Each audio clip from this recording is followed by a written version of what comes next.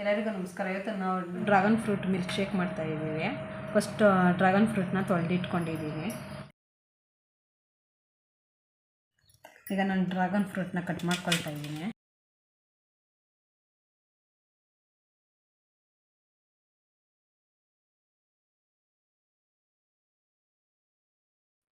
ಈ ಥರ ಕಟ್ ಮಾಡ್ಕೊತೀನಿ.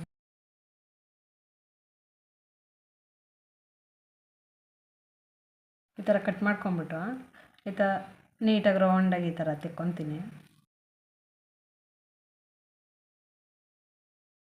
ಈಗ ಜಾರ್ಗೆ ಹಾಕ್ಕೊಳ್ತಾ ಇದ್ದೀನಿ ಹಣ್ಣು. ಈ ಥರ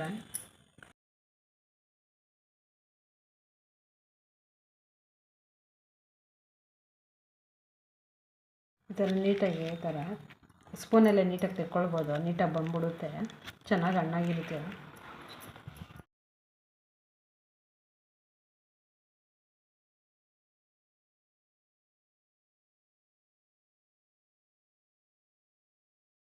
ನೀಟಾಗಿರೋದನ್ನು ತೆಕ್ಕೊಳ್ತೀನಿ.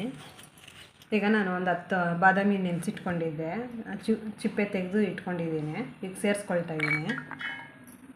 ಒಂದು 2 ಗ್ಲಾಸಿಗೆ ಬೇಕಾಗೋಷ್ಟು ಸಕ್ಕರೆ ಸೇರಿಸ್ಕೊಳ್ತೀನಿ. ಕುದಿಸಿ ಆರಿಸ್ಕೊಂಡಿರೋ ಹಾಲು ಸೇರಿಸ್ಕೊಳ್ತಾ ಇದ್ದೀನಿ ರುಬ್ಕೊಳ್ಳೋದಕ್ಕೆ. ಈಗ ರುಬ್ಕೊಂಡಿರೋದಕ್ಕೆ ಏಲಕ್ಕಿ ಪುಡಿ ಸೇರಿಸ್ಕೊಳ್ತಾ ಇದ್ದೀನಿ. ಏಲಕ್ಕಿ ಪುಡಿ ಹಾಕ್ಬಿಟ್ಟು ಒಂದು ರೌಂಡು ಮಿಕ್ಸ್ ಮಾಡ್ತೀನಿ. ಡ್ರ್ಯಾಗನ್ ಫ್ರೂಟ್ ಮಿಲ್ಕ್ ಶೇಕ್ ರೆಡಿಯಾಗಿದೆ. ಈಗ ಒಂದು ಗ್ಲಾಸ್ ತೊಗೊಂಡು ಗ್ಲಾಸಿಗೆ ಸೇರಿಸ್ಕೊಳ್ತಾ ಇದ್ದೀನಿ. ಡ್ರ್ಯಾಗನ್ ಫ್ರೂಟ್ ಮಿಲ್ಕ್ ಶೇಕ್ ಸೂಪರಾಗಿ ಬಂದಿದೆ. ನೀವು ಮನೇಲಿ ಟ್ರೈ ಮಾಡಿರಿ. ನಮ್ಮ ವಿಡಿಯೋ ಯಾರ್ಯಾರು ನೋಡ್ತಾಯಿದ್ದೀರೋ ಸಬ್ಸ್ಕ್ರೈಬ್ ಮಾಡಿಕೊಡ್ರಿ, ಶೇರ್ ಮಾಡಿರಿ.